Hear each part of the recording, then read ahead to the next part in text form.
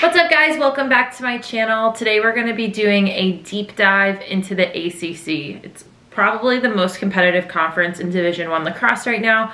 A ton of good teams, a ton of great players, and a lot of exciting things for us to watch now that we're into March. So with that being said, let's dive on into the ACC.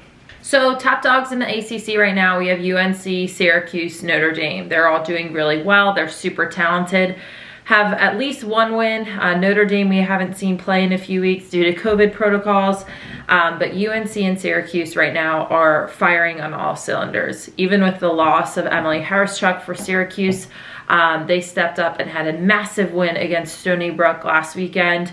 UNC is just running through their schedule with ease, multiple goal wins, usually by more than 10.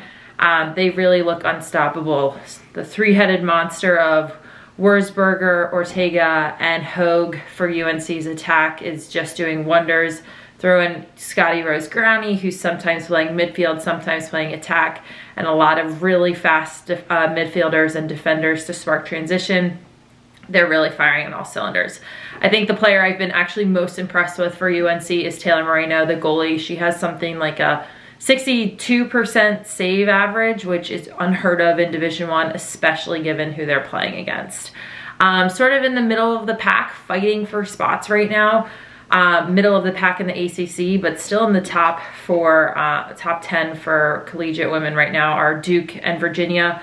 Both of them have had solid wins over Virginia Tech and are looking to get deeper into their conference schedules this weekend.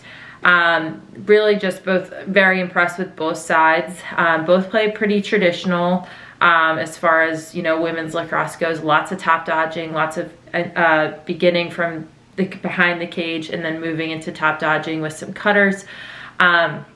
I think the thing that is most impressive to me about both Duke and Virginia is just how solid they are across the board, from defense to midfield to attack, and in their goalie positions as well.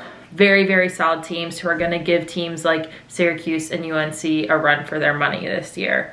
I think a dark horse in the ACC right now is Virginia Tech and BC. They're a little bit lower in the rankings for Division I, but they have spark plugs like Andy Benson in goal for Virginia Tech, and Charlotte North and Kara Urbank, of course, for BC. So both of those teams, while they're not as high as some of the other teams in their divisions, are beating teams with ease, competing hard, and making this year really, really difficult for the teams they go against. So overall, ACC is looking like a gauntlet. It makes me want to go play college lacrosse again, because I would love to be able to have such difficult games, game in and game out.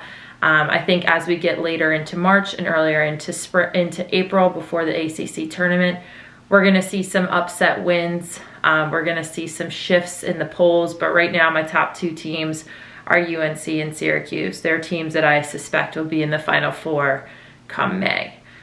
So with that, that's kind of the ACC deep dive as far as teams, players that I've been impressed with, and I can't wait to see how the rest of March goes. Tune in April where we'll kind of revisit this and see how things are looking a month later.